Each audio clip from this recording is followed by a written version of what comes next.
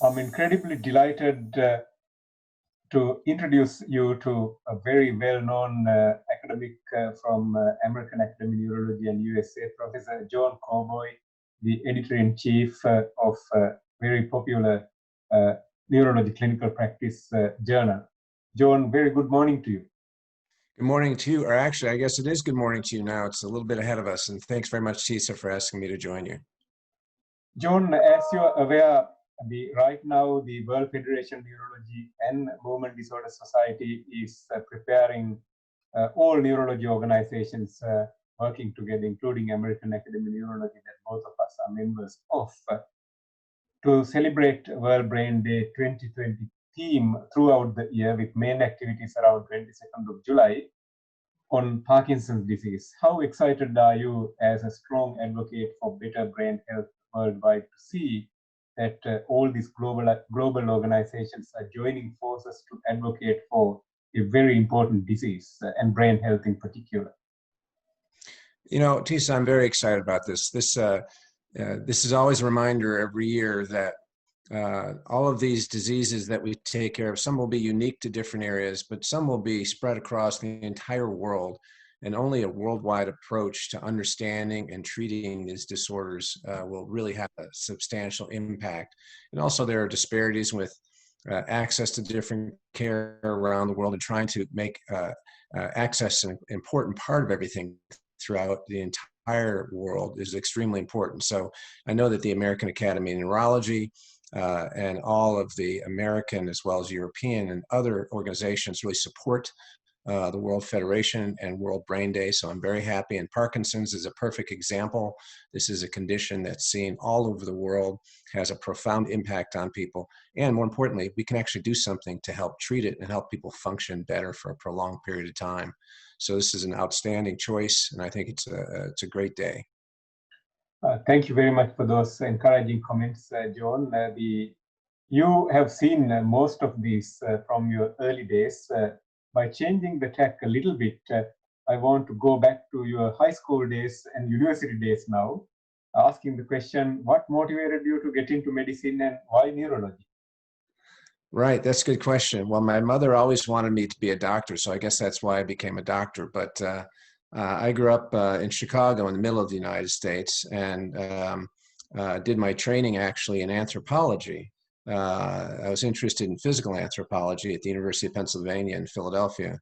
I was interested enough that I went on to graduate school, although I realized shortly after getting to graduate school that perhaps it was not the best career path. Anthropology doesn't offer a lot of positions in the United States. So I decided to make my mother happy and go into medicine. But I got very interested in the brain and behavior during my anthropology training in Philadelphia and also then in Los Angeles. And when I went to medical school, also at the University of Pennsylvania, it was a natural thing for me to consider going into neurology. I also happened to have the great good fortune of, when I did my first neurology class, I walked onto the wards at the University of Pennsylvania, and Arthur Asbury was my attending. And Arthur Asbury is one of the godfathers of American neurology, a great neurologist, a neuromuscular expert, and someone who had great influence with regard to our early understandings of Guillain-Barré and other neuromuscular disorders. So I was very fortunate that I had just good mentors all along the way, and had an interest in the brain and how the brain functioned. So I think ultimately it's an unbelievably rich career to go into medicine and neurology. I always ask myself, why does someone not become a neurologist if they go into medicine? Wouldn't you want to try and understand the things that make us most human? And to me, the nervous system is what distinguishes us most from other mammals. You know, it could be that, you know, some other mammals have incredibly interesting smell or taste or hearing or sight or fly, or maybe do a variety of other things, but very few of them think in the way we do, and none of them think at the level that we do and function the way we do. Sometimes that gets us into trouble, I guess, as human beings, but it's what makes us interesting as well. I think you hit the nail on the head. To give you an anecdote, these days I live in Melbourne, and as you probably are aware, we are in the pandemic, slightly worse situation now as there's a second wave. And this morning I couldn't get milk from the supermarkets as people seems to be in panic buying mode back again. I was just forgiving and thinking that these are all driven from human brain, isn't it? Why people don't want to do neurology is a question that we should ask if you choose to have a career in medicine. John, my next question to you is Right, I'm sorry, I missed you a little bit there because my Wi-Fi was not connected. So I was just basically making a comment that as we are in the middle of second wave of COVID-19 pandemic, when I went to the supermarket this morning to purchase some milk, I couldn't get any milk as it has gone out. Basically, as our society is back in the sort of a panic buying mode, at least right. surround my suburb. And I was thinking to myself that how critically important human brain is. I wasn't angry or annoyed with anybody. It's just a basic human behavior. Different people do different things in the situation where they are in sort of a panic. My question to you, John, is you have an incredibly busy life. You are an academic. You are a full professor. You are a dedicated husband and father. But you also do a very important work that is editing the clinical practice neurology, one of the best addition from popular neurology journal family. Tell us about this journal, and as editor-in-chief, what would you expect from your future authors? Thanks very much for bringing up neurology clinical practice. I've had the great good fortune and honor to be the original editor, the inaugural editor. We've been publishing for about 10 years now, and it's grown substantially. We appreciate all of your efforts helping us as well on our editorial board. And we strive to try and focus on things that are relevant to people in practice. That doesn't mean we're not interested in the scientific aspects of neurology or medicine in general, but we really try and focus on things that are practical, people out in the real world, seeing patients, what can help them.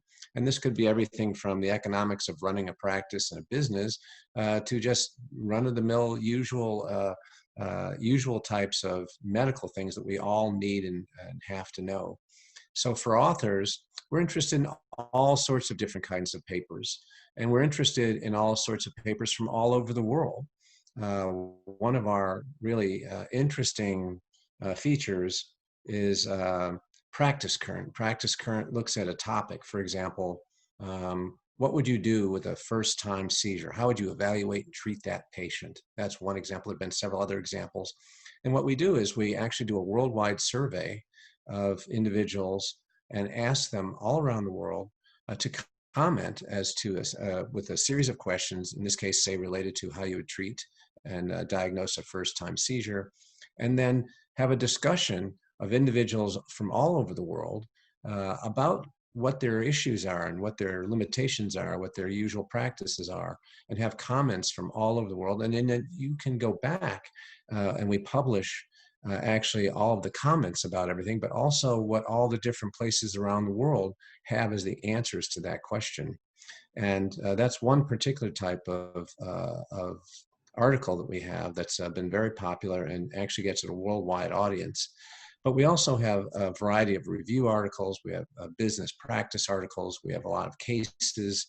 We have oftentimes run one case issue a year of our 6 issues in December has been devoted to cases. Neurologists love cases. We see many, many very interesting cases. So we like all sorts of different types of manuscripts. My personal favorite is what we call 5 New Things. 5 New Things is a way in about 2,500 words to talk about 5 different topics, say in one area. So for example, it could be 5 new things in stroke. And you would talk about new therapies, new understanding of the pathophysiology, risk factors, epidemiology, or any of a whole host of things, but 5 concrete new things that have occurred in the last year that are really up to date, and then can, in a very brief in directed fashion, give a provider a significant new update. So we like all sorts of different types of articles, but they really need to be focused on the provider, and they have to be able to be something useful to the provider. Being an international journal and being the editor-in-chief, inaugural as well as current, I'm not wearing my editorial board member hat now, I'm just wearing a reader hat or an author hat. If you come from, let's say, disadvantaged part of the world, as you know, my origins are from rural Sri Lanka. Right. If you have a story to tell, but if your language is not perfect, what is your advice to still keep your good work coming and submit your work and get it published? What is your advice to them? Well, there's two things that we do in that regard. We are fortunate and spoiled in the United States because we have the good fortune to write in our native language, which is English. But many people have interesting experiences all over the world where English is not their native language. So the first thing is, locally, if you have the opportunity to work with a co-author or even someone who can just help you edit, to try to have someone read through the article, read through the manuscript, who is a native English speaker or at least a very accomplished English speaker, and just address just the basic common types of idiomatic things that occur in English. The second thing is we also employ our own editing staff, and of course they can help as well. I oftentimes will make some grammatical or other changes that will help just improve the flow from the English point of view. But in some respects also, we don't have a problem necessarily with people having a different way that their English is produced. You know, we might have a German writer, for example. They're proficient in English.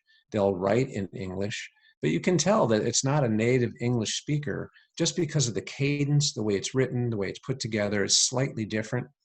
And it's okay. We have no problem with people having a slightly different way that the English comes out, so long as it's understandable and is reproducible for everybody who can actually get at it. So a little bit of differences are always good, but obviously to convey the information, we have to try and use whatever is universal. And now in our language, in our particular journal, happens to be English. So we appreciate, though, that people would make the effort. When I see something that looks like it's been a little challenged in terms of the English, I'm always impressed that someone has made the effort. I'm always impressed that they would try and do something that's not in their comfort zone. And that impresses me. And so we appreciate the effort. We're interested in those papers. We want to see those papers. So we would encourage people to continue to send them and just do the best that they can, and we'll try and help them. And wearing my editorial member hat now, and we could join together and say that Neurology and Clinical Practice have always published material coming from all over the world without having any sort of predilection to one side or the other. That would be correct, isn't it? If the story is good, if the material is worth publishing, we publish. I think that's exactly right. You know, neurology in many respects is the same all over the world, but in reality, there are also nuances that are different in different places, and we could all learn about other places. Now, sometimes we'll have an article that comes in, and some of the reviewers will say something like, well, this is very interesting, but it's only going to be interesting in this one small part of India where they see this condition, or where there's maybe a genetic component to it that's unique to that area. That may be true, but I think we're actually finding that the world is becoming much more of an international place. We found that out certainly with this pandemic, with the rapid spread around the world of this virus. And it was spread because of easy travel around the world. And anybody who's traveled, anybody from the United States, especially who's traveled to, say, Europe, and who traveled 30 years ago and travels now, recognizes that the faces and the colors and the shapes and the sizes of people that you see are very different today than they were 30 years ago.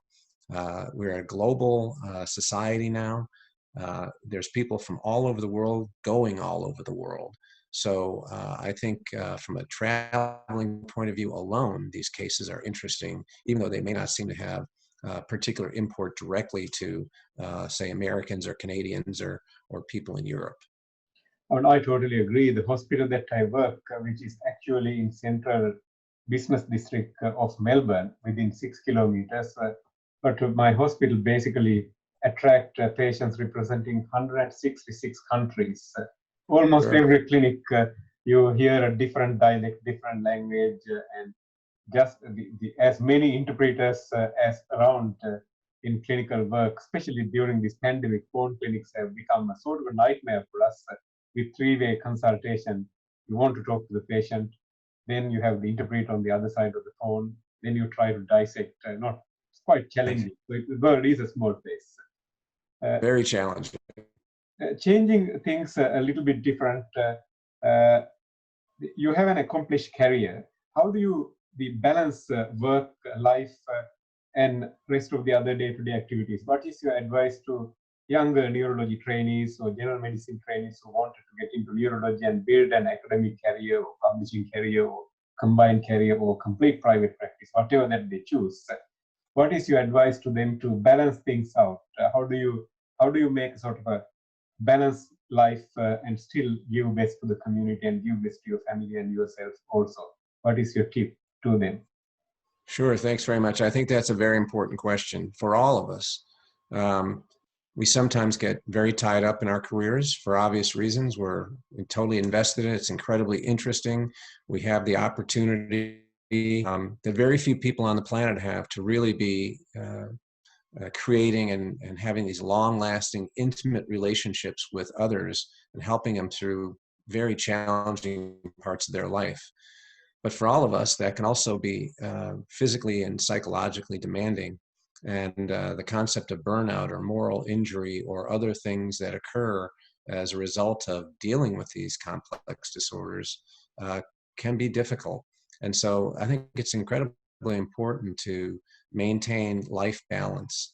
I can tell you what I personally do. I have the great good fortune to live in Colorado, a very beautiful state in the mountains in the middle of the country. So my wife and my children and I, we love to go skiing, hiking out in the mountains. I'm very active physically. I golf, I hike, I work out, I play hockey, ice hockey. All of these things offer an opportunity for a physical outlet just so that I feel physically well. But also it burns off steam and allows me to get rid of some of my aggression maybe on the ice hockey rink when we've had a bad day. That's always a good thing, is get out in the rink and just race around, even if I get knocked down occasionally. But also even just doing other things, reading a good book, staying involved politically, thinking about important social issues. They don't have to weigh you down. They can keep you involved with the rest of the world. So I think staying actively engaged, engaging your brain in different ways, though, not necessarily only doing it with neurology, as interesting and important as neurology is, doing it other ways, but also sometimes just letting your brain flow out and go do other things, even if it's just taking a nice walk on a beautiful summer day. Diversity, just like diversity is a strength to the society, we have to diversify our brain activities also in good ways, isn't it? Any other final comments, John, that we didn't discuss about that you wanted to get out during this discussion that we didn't touch? Only to say thank you very much for having me. And, this is a very complex time that we live in. It is interesting to see in the United States specifically, big changes occurring socially at a time of upheaval with the pandemic. And it's interesting if one of the important lessons we'll learn from the pandemic is that it gives us an opportunity to really try and understand ourselves as human creatures living in a society. And it's been complex. We still don't have it all worked out. Clearly, in the United States, we have a lot of challenges trying to understand and get together as to how to deal with this virus. But it also makes us think about other things that are really important, like social justice, treating people fairly and respectfully, everyone, no matter who they are. And perhaps this pandemic has made us all stop and think, what are we doing here? And what is the best way for us to be functioning as a society? So misery and out of troubles and pandemics and challenges sometimes comes great opportunity. And we'll see how this works out over the next 3 to 5 to 10 years. 100%, John, you hit the nail on the head. I think this again comes back to how critically important brain and behavior and how we deal with things. When we look back in the history after Spanish flu, yes, there were calamities. There were good human qualities came out, bad human qualities came out. But as a society, humans flourished. They came good. And I only see optimistic things out of this also. Yes, we are in the middle of this troublesome period at the moment. And I remember when I was talking to my parents who still live in rural Sri Lanka, the early April, although on a normal time they would love to see us for school holidays and this and that, this time they were very, very open to say that they were particularly keen not to see us. Right. Yeah, and so even your loved ones prefer you to not to travel at this point of time. I'm not saying this in negative sense. I'm just saying that how things have changed. Right. And the last night I was talking to one of my colleagues in Perth for a similar event, and I didn't know that he himself was actually suffering from Parkinson's disease. He's a colleague, and he will come to open up our webinar, so you would see this video clip once the webinar is out. I'll see whether I can get him to write something to Clinical Practice Journal also later on. He seems to have submitted something to the Practical Neurology recently of his own experience. When we had a sort of a candid discussion, we shared similar thoughts, just like you said. We are in this planet with whatever the background that we have at this point of time. And hopefully, when the pandemic is pushing us to the back of the wall, we would come from the other end with a lot of positivity, not negativity. Yes, we see some negativity at the moment, but there's a lot of positivity happening also.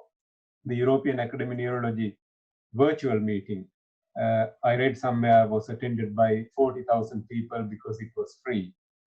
And right. The American Headache Society meeting offered their contents free. And I was getting messages from some of my colleagues and some of the medical students that I teach in Sri Lanka online sometimes, saying that they have listened to Professor Peter Gorsby for the first time, Professor Richard Lipton for the first time. So I sent a message to Peter saying that at least this pandemic seems to have make education equal now, because for the first time your meeting is attended by countries from the resource limited setting because you offered contents free.